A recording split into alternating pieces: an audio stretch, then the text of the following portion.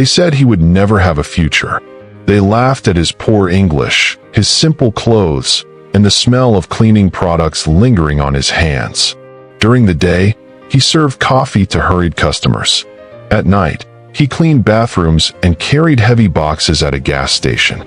To everyone, he was just another invisible immigrant, doomed to failure. But silently, he turned every humiliation into fuel. Years later, that man no one respected would become the founder of a global fashion empire. And today, while those who laughed remain trapped in mediocrity, he is richer than all of them combined. When Du Wenchang arrived in the United States, still young and full of dreams, the reality check was brutal. He and his wife barely had enough money to survive. His limited English meant every job interview was a series of closed doors. To support his family, Du Wen took any job that came his way. Cleaning bathrooms, serving coffee, washing dishes, pumping gas at gas stations. These were jobs few wanted, low-paid, exhausting, and often humiliating. Customers treated him as if invisible. Some laughed at his accent or ignored him completely. He became the perfect target for jokes, but he preferred to swallow the pain in silence.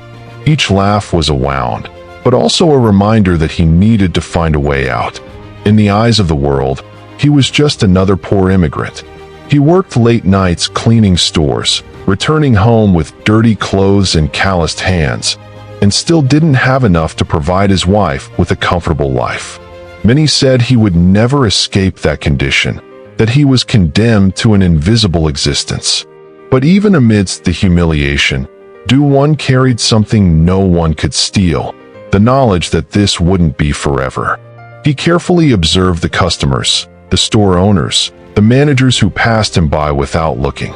Every detail became a learning experience. While scrubbing floors or delivering coffee, his mind studied people's behavior, the flow of business, the way money circulated. It was painful to be treated like a nobody, but this pain became silent fuel. With every joke, he reinforced his inner promise. One day, I'll prove them wrong. Even tired, exhausted, and with little time to sleep, Du Wen refused to give up. He understood that those years of invisibility weren't the end, but preparation. And it was precisely during this period of humiliation and hard work that he began to realize something that would change his life forever, an opportunity hidden within the fashion world, one no one imagined he would be able to see.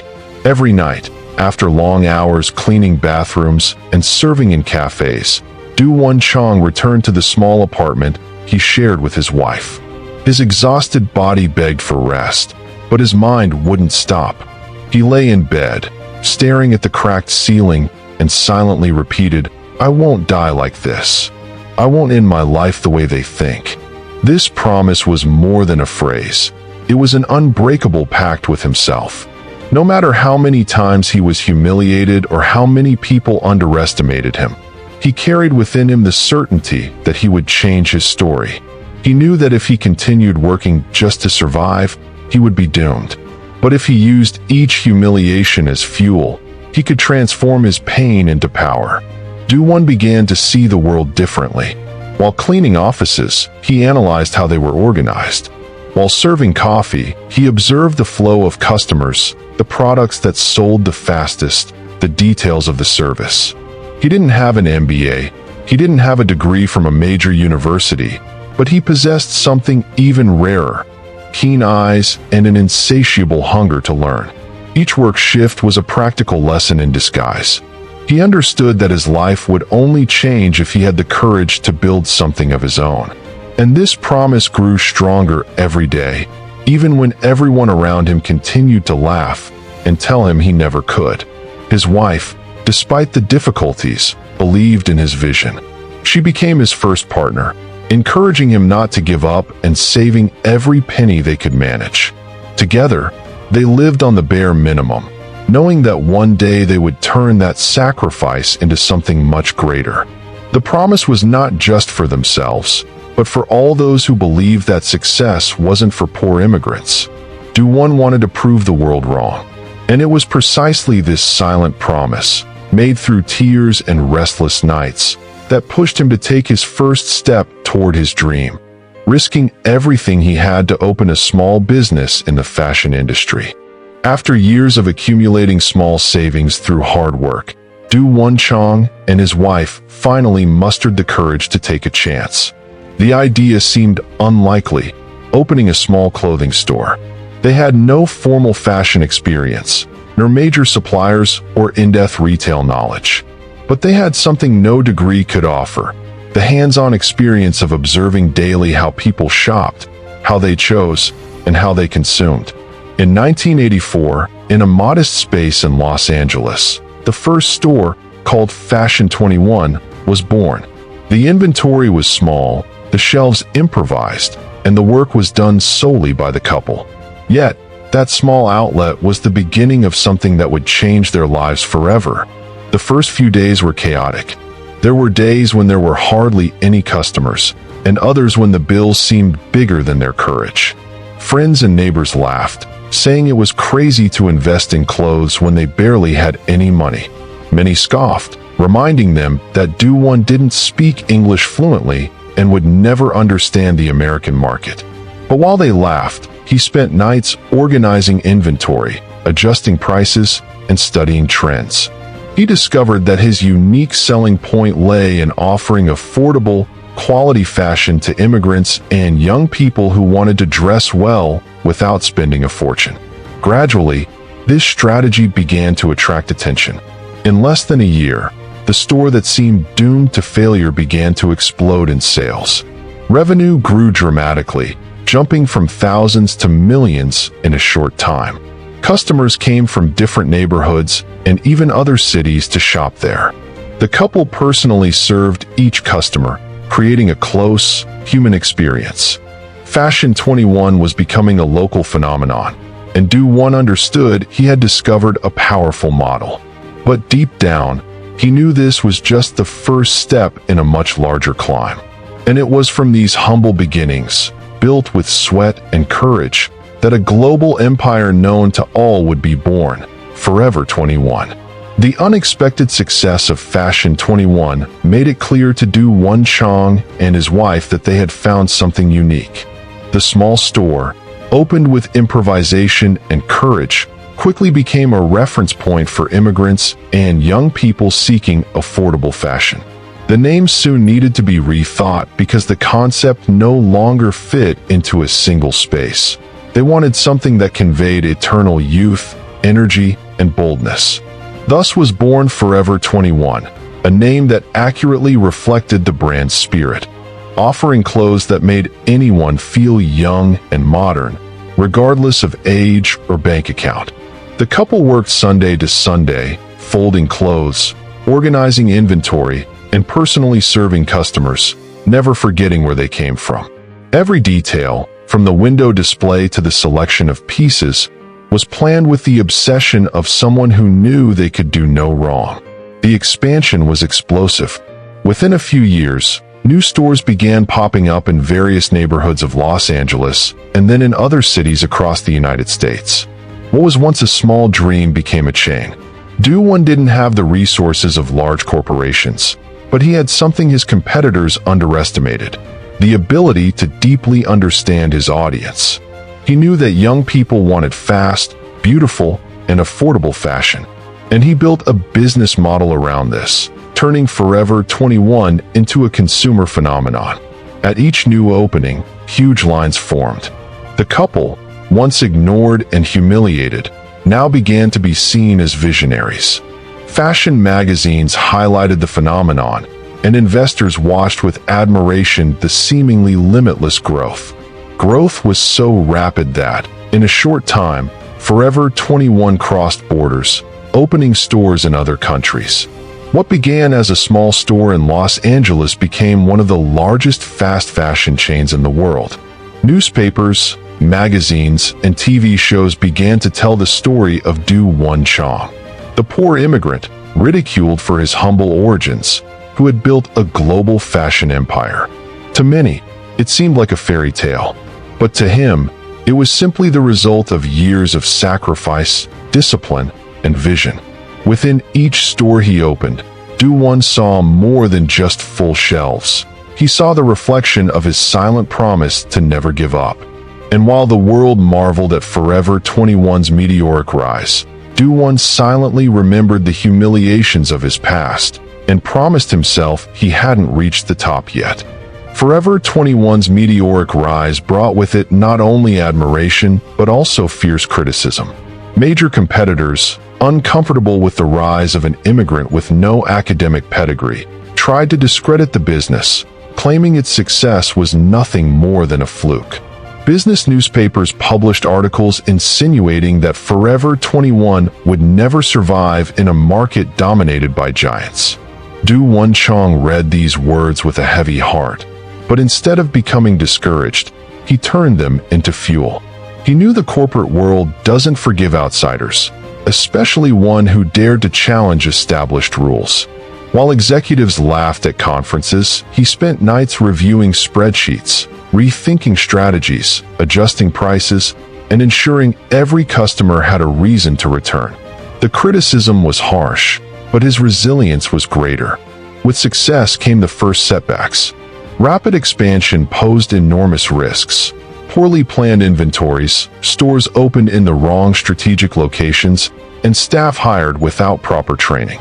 Some openings that should have been triumphs became financial nightmares, and suddenly, Do-won found himself facing heavy debt. Many believed this would be the end, and again the whispers of humiliation began to echo. "We told you it wouldn't last." Close friends advised him to slow down, even to sell part of the company to avoid sinking completely. But instead of retreating, he decided to learn from each mistake. He created new control systems, sought out experts, and, above all, remained present, personally visiting each store to listen to customers and employees. It was during this turbulent period that he discovered his true strength, the ability to reinvent himself in the midst of the storm. Still, the falls hurt deeply. Each store closure was like an open wound, each negative news story a cruel reminder of a past where people said he would never succeed. But Do-won was no longer the same man who cleaned bathrooms or served coffee in silence. Now, he bore scars that had become invisible medals. He understood that success isn't a straight line. It's a path full of curves, falls, and unexpected rises. And, paradoxically, it was precisely in his moments of greatest pain that he found the clarity he needed to keep growing. He wasn't willing to give up because his mission was bigger than money. It was to prove, to everyone and to himself, that true victory isn't in never falling, but in always getting back up. And it would be precisely this unbreakable mindset that would prepare him for the most impressive turnaround of his career, a rise that would transform Forever 21 into a global icon. After facing painful setbacks and merciless criticism, Do-won Chong understood that to survive, he would need to change his mindset. It wasn't enough to simply sell cheap, affordable clothing. He needed to create a system that could sustain itself on a global scale. He immersed himself in management books, studied case studies of companies that had grown too quickly and reaped bitter failures, and began seeking advice from experts he would previously have been afraid to approach. This humility in learning, combined with the courage to take risks, was what marked his turnaround. He created more rigid inventory control processes, redesigned logistics to reduce losses, and reinforce team training. He transformed improvisation into discipline and intuition into strategy. Little by little, Forever 21 ceased to be just a chain of popular stores and became a brand with a long-term vision. The shift also involved deeply understanding his target audience. Do-won realized that the new generation wanted more than clothes. They wanted identity, belonging, and fashion that reflected their dreams. So he began investing in quick collections, inspired by international trends, but sold at affordable prices. This bold approach, later called fast fashion, would become the soul of Forever 21. While competitors took months to launch new lines, he could get new items on shelves in weeks. The result was explosive. Young people lined up to enter his stores, and the brand became synonymous with affordable, up-to-date fashion. Critics who had previously mocked his lack of academic training were now forced to admit, Do One had created a disruptive business model. But the most important change wasn't in the numbers, but in his mindset. Do One learned to transform pain into strategy. Each previous fall had been a practical lesson that prepared him for sustained growth. While rivals continued to underestimate the immigrant with limited English, he became increasingly sophisticated in managing his empire. Reports now showed consistent profits. Investors began courting him, and Forever 21 emerged as a powerhouse growing beyond borders. Still, Do One wasn't blinded by euphoria. He remembered every late-night cleaning, every cruel laugh, every "you'll never win" he'd heard in the past. And it was precisely this combination of painful memory and strategic vision that would propel him to the next level, the ultimate achievement of global recognition. Forever 21's success soon transcended borders. What had begun in a small space in Los Angeles now grew into an empire, with stores on different continents. Shopping malls in cities like Tokyo, London, and Sao Paulo displayed the brand's name on illuminated signs, attracting crowds of young people seeking affordable fashion. For Do One Chong, each new opening had a special flavor. It was as if each brick raised was a response to the laughter of the past. He saw his dreams materializing before the eyes of the world, but above all, he felt he was fulfilling his silent promise to prove that no one can determine the destiny of another human being. Business magazines began to tell his story as an example of overcoming obstacles. Articles featured phrases like "from janitor to billionaire" and "the immigrant who reinvented global fashion." Television shows invited him for interviews, and even renowned universities cited him in lectures on entrepreneurship. But Do One wasn't caught up in the glamour. He remained simple, disciplined, and down to earth. He knew fame could be fleeting, but the real impact lay in what he had built. A company that employed thousands of people around the world and inspired millions to believe that success was possible, even against all odds. With every camera flash, he remembered that behind him lay nights of sweat and tears no one knew about. And perhaps most symbolic was seeing former critics forced to publicly acknowledge him. Some who had previously mocked his broken English now vied for interview time. Others, who called him a naive dreamer, tried to emulate him, copying his business model. But Do One knew that his greatest victory wasn't the money he'd accumulated, nor the fame he'd achieved. His greatest victory was the silence imposed on those who said he'd never succeed. And it was precisely in this contrast between his past of humiliation and his present of glory that he would experience one of the most moving moments of his career, his return to the place where it all began.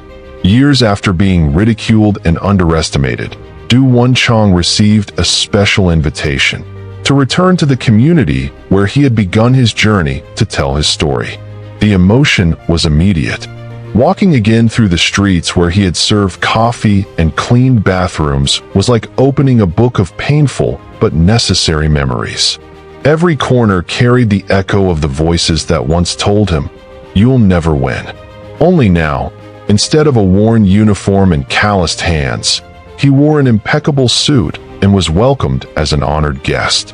The same invisible man from before now drew crowds eager to hear his story. The contrast was so stark that even those who laughed at him had to face reality. The failure they predicted never happened. The auditorium of the old school was packed. Young people, teachers, and even old acquaintances crowded together to listen to the man who had become a living legend. Do One took the stage, took a deep breath, and began to speak. But he didn't just talk about achievements or billion-dollar figures. He spoke of sleepless nights, humiliating jobs, and the times he nearly gave up. He spoke of the pain of being invisible and the loneliness of fighting against everyone's disbelief. Each word carried the weight of truth, and that was precisely what touched the hearts of the audience.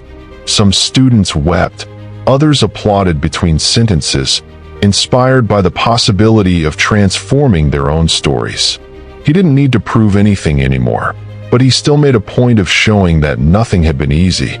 In a defining moment, Du Wan paused, looked around, and said, "One day, they laughed at me. They said I would never get out of cleaning, that I would never succeed. Today, I return here not for revenge, but to show that no one has the right to limit another person's destiny." The silence was absolute before the room erupted in a standing ovation. Even those who had mocked him earlier bowed their heads, unable to face the greatness of those they had despised. Du Wan felt no anger, only gratitude, because he knew that without that initial pain, he might never have found the strength to overcome. But the greatest message was yet to come, the final lesson that would make his story echo forever as inspiration. Today, Du Wanchang's name is remembered around the world as synonymous with resilience, courage, and vision. The man who once cleaned toilets and was ridiculed for serving coffee in broken English built a global fashion empire, with stores in dozens of countries and billions in revenue.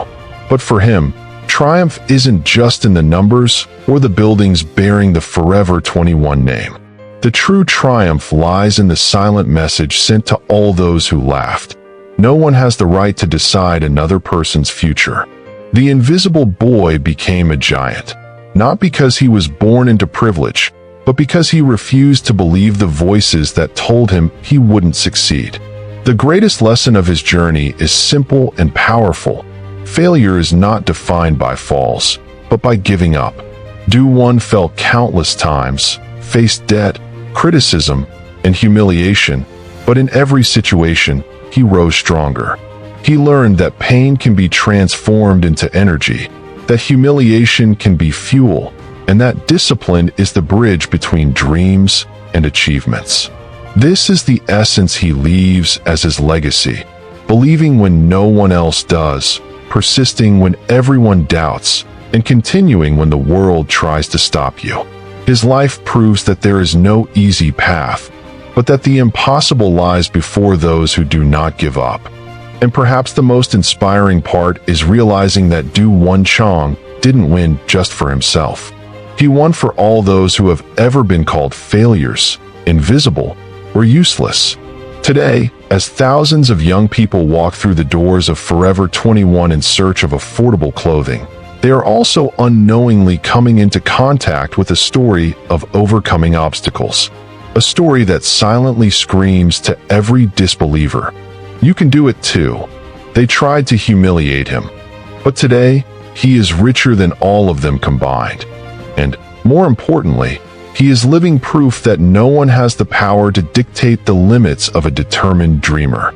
If Du Wanchang's story inspired you, subscribe to the channel now, activate the bell, and leave a like so more people can discover that humiliation is never the end. It's just the beginning of victory. And share this video with someone who's been called a failure, because maybe that's exactly the person who will silence the world with their greatness.